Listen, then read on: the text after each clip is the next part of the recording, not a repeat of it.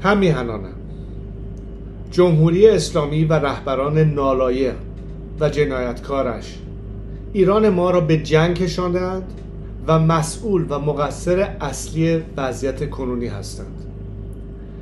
این رژیم پس از دهه‌ها فساد و بیکفایتی و زورگویی در شکننده ترین و ضعیفترین وضعیت خود قرار گرفته است.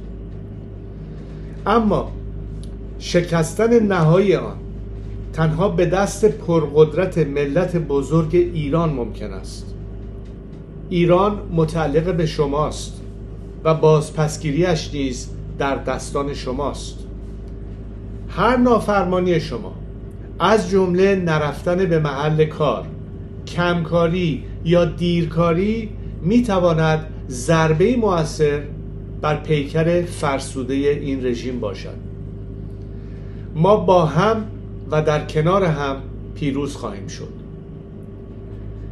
به نیروهای نظامی، انتظامی و امنیتی میگویم از این رژیم جدا شوید و به مردم بپیوندید.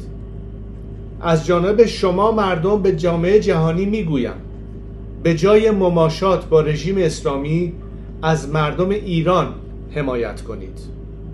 پاینده ایران، زنده باد ملت ایران.